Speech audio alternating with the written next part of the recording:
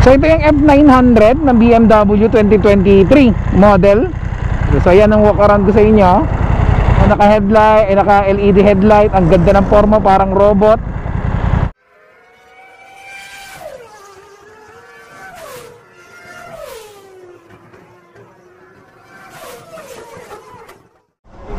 Okay mga kamot-mot, so for today's episode, the F900 BMW. So test ride natin. So actually nandito tayo ngayon, happening now. Nandito sa Philinvest, Alabang. Meron Motorrad, BMW Danghari. Nag-conduct sila ng test ride. So maraming unit dito, GS 1250, 750, 850. May 310 din na GT and the F900. Actually meron dalawang R90. So ito ngayon yung ita-test ride natin. Tingnan natin kasi mahilig talaga ako sa naked bike eh. Hindi naked bike ah. Okay, so yan. Let's do this. So ngayon naka rain mode ako. So pwede itong i-change siya. Sana ba ito? Select road dynamic. So road rain, sa dynamic tayo. So ito yata yung dynamic, naka full potential yung bike talaga.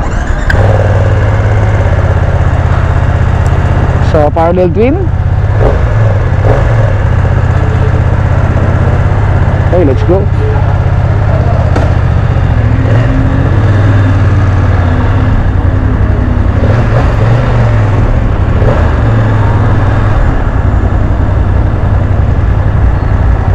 So naka ano ako nito, naka-lean forward ako sa bike na to. Hindi siya yung usual na naked bike na naka upright position or naka-pwestang parang parang tawag nito, yung nakatayo ka lang. Ay, nakaupo ka lang natural.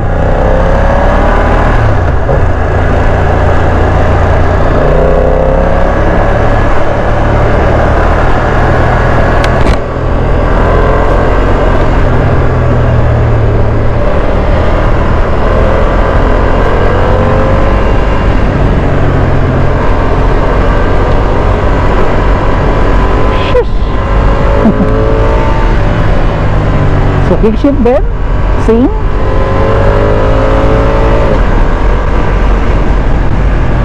The quick shift talaga yung nagbibigay rito ng sobrang ano special sa bike.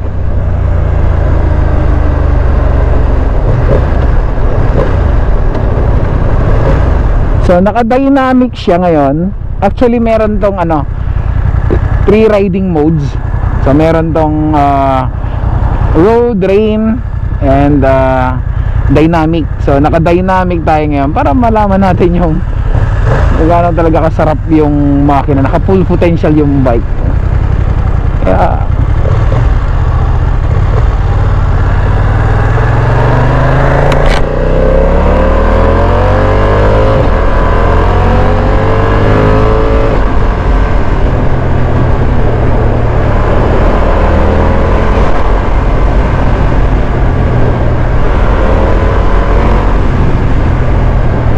hindi siya yung usual na parallel twin parang medyo siya tawag nito. Sa dami ko na nagamit na parallel twin pero syempre dahil sa 900 to, alam mo yung niya, yung tawag engine niya. So alam mo may diin agad. Sa madaling salita parang bawat shift mo may hagod siya, talagang may diin agad yung niya, yung shift, yung power niya. Yun sa madaling salita, maarangkada siya, madiin. Hindi siya ganun ka smooth, hindi naman din ganun ka rap. Nasa middle lang. So napansin ko rito, yun nga, yung naka lean forward ako. Naka-lean forward ako So naked sport siya. Ito meron siyang rito, degrees na tinatawag, yung mga lean mo nito. So nakapag 18 degrees na lean. So naka 13 degrees. So mamaya makikita natin yan kung gaano yung leaning natin. So yan, nilagay ko siya sa mode dynamic. So ito, bago mo yan dynamic. rain, road, and dynamic. Sa dynamic tayo.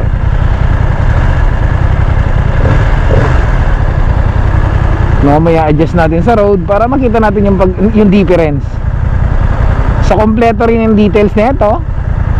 May gear indicator, odometer reading, may temperature, high beam, clock, and the actual speed. Colored TFT, napakaganda, and the keyless entry. So nandito sa akin. So medyo iksi lang yung ano niya, yung manibela. Hindi siya ganoon ka wide tulad ng ibang nada-drive ko na naked bike.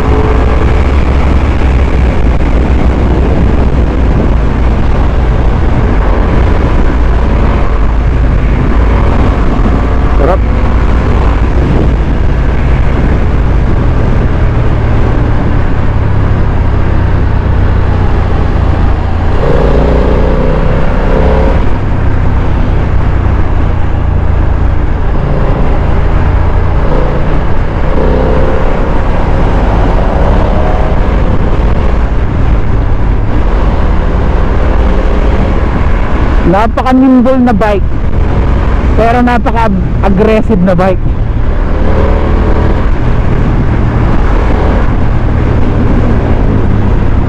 Talagang solid yung 900cc nya. Hindi ko lang sure kung ito yung entry level nila ng ng BM. Bukod sa scooter nila na GT400, pero I think ito yung entry level nila dating sa mga manual. Napaka solid, napaka aggressive.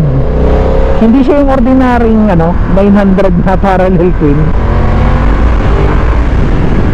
Para siyang liter bike na sa aggressive, sa acceleration ng power. Talagang hindi na siya, parang hindi na siya parang hindi siya 900 to drive eh. Sobrang lakas na niya ng torque niya eh. Yung torque, yung power niya, yung power band niya, ang lakas ng acceleration. Pero kung titingnan mo siya, yung bike, para siyang napaka-nimble ng bike. Tapos doon pala nakatago yung power niya talaga sa sa niya. So, alam mo yung para siyang nagpapanggap na sanggol pero halimaw pala. Ito yun ang describe ko sa bike na to. Parang ganon.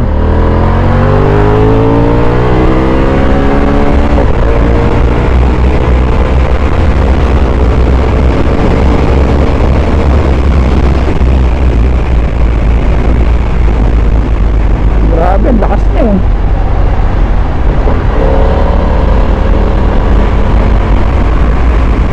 Halos lahat meron naman eh.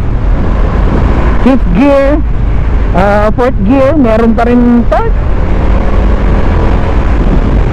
Lakas ng torque na ito. Kaya hindi siya ordinaryong parallel twin, parang gano'n.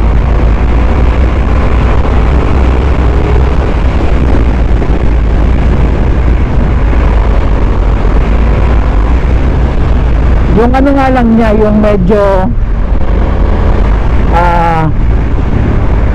stiff yung yung suspension sa likod. Hindi siya ganun kalakas or kalambot. Hindi siya ganun ka-bouncy sa madaling salita. Medyo stiff siya ng siguro out of 10, siguro mga yung lambot niya nasa around 7 parang. Hindi siya ganun talaga kalambot ng masasabi mong naglalaro siya ng mahaba. Hindi. Siguro dahil sa dynamic setting or dynamic mode, try ko nga i-adjust siya ng road. Tingnan natin kung may anong nangyayari.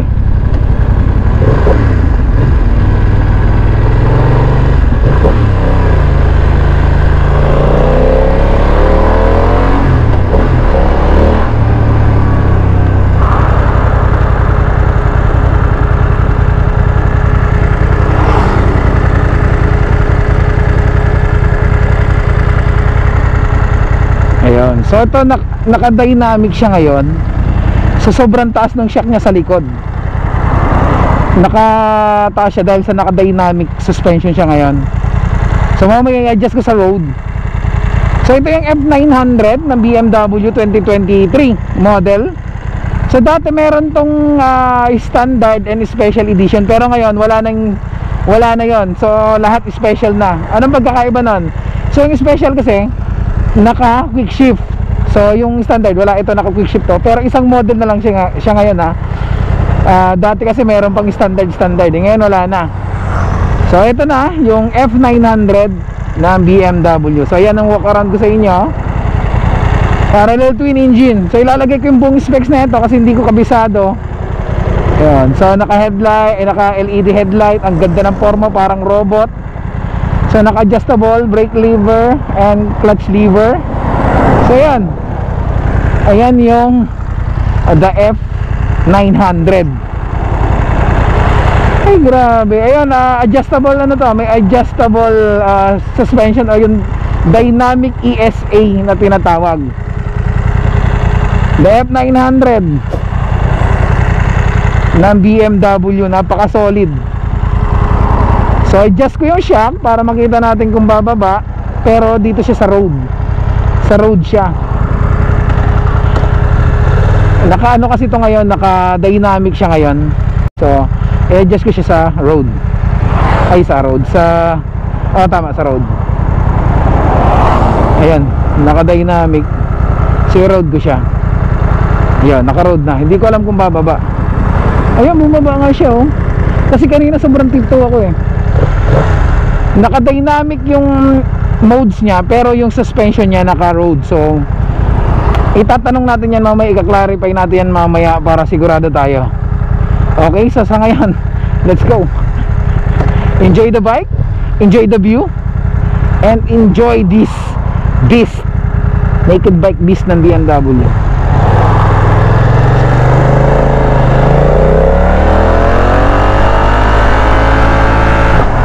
Yun, naka-quick shifter. Yun. So ganun talaga yun ha. Medyo may konting push or torque kasi from first gear to second gear. Pero pwede yun, pwede mong gamitin yung clutchless or yung quick shifter. So pwede yun. Kaso syempre medyo rough siya or merong tulak ng konti kasi syempre nasa low gear ka. So yung ano na ito, rough talaga siya dahil syempre nasa lower gear ka pa, nasa from first to second. So may ano talaga yan, medyo rough talaga siya. Pero pagdating na sa third gear pataas, wala na yan. So third gear to fourth gear, ayan o, wala kayong naramdaman o. So dahil sa third to fourth gear na yung shifting ko, kaya ganun yun talaga.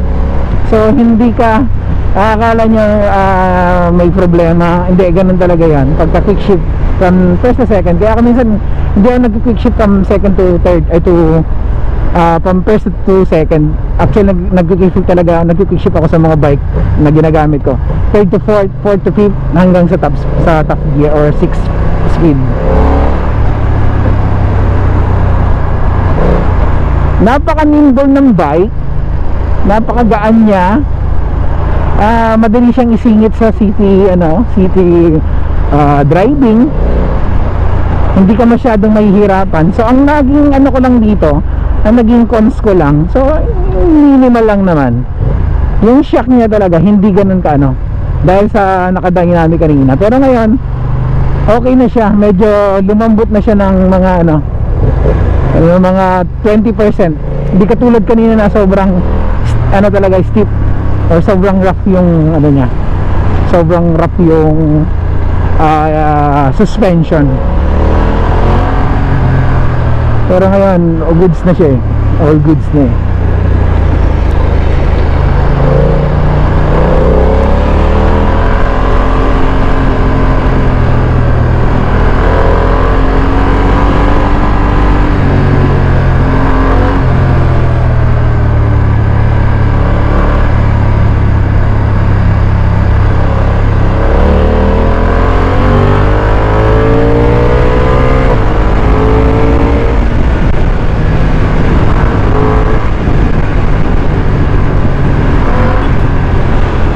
napaka-nimble ng bike, napakadaling iliko, sobra. Kung naghahanap ka ng aggressive bike, tapos BMW, dito ka sa naked bike na 900, para ka lang naka-liter bike or naka 1000cc. So yung cons ko, ayun, may balik ko lang, yung cons ko talaga na nararamdaman is yung medyo may init siya ng konti sa sa legs, pero nararamdaman mo siya ang traffic. Pero pagka tumatakbo, wala na, nahahanginan na siya. So parang mainit lang talaga siya while on the traffic, pero pagdating na sa ganitong wala na. May nagamit kasi akong bike na kahit tumatakbong ganito, mainit pa rin.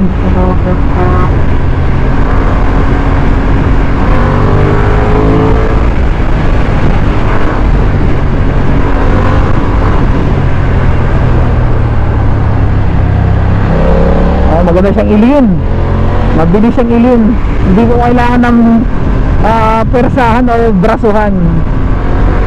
Hindi mo na kailangan ng sobrang effort para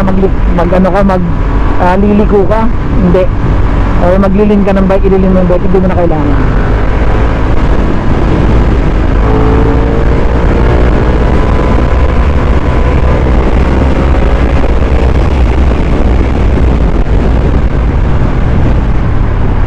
The brakes, grabe. Ayan, nakita nyo yan, grabe yung brakes ko, diba? Isang pisil mo lang, talagang very responsive yung brake. Hindi ka matatakot magpabilis.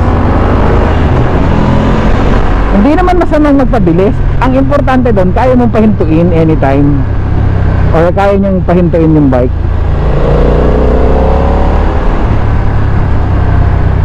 Solid to, city driving,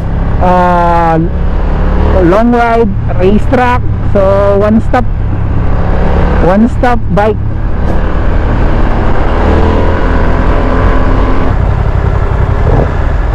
Okay mga kamot-mot,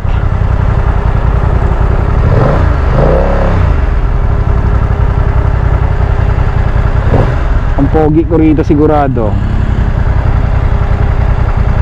Ayan mga kamot-mot, so bago ko tapusin yung aking vlog for today, so hopefully nag-enjoy kayo sa episode na to. Gusto ko muna mag-thank you sa Motor Ace Philippines, BMW Motorrad ang hari. Syempre kay Sir Daniel, thank you sa pag-invite para makapag-test ako ng F900 and the BMW bike. So yan, sa mga kamot-mot, so please follow my page, Ironman Motovlog, and my YouTube channel, Ironman Motovlog. So yan, thank you. Yan. So hopefully nag-enjoy kayo and may nakuha yung tips. So hanggang dito lang yung aking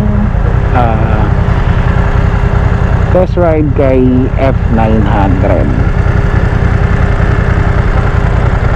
Yan. Ayan, thank you.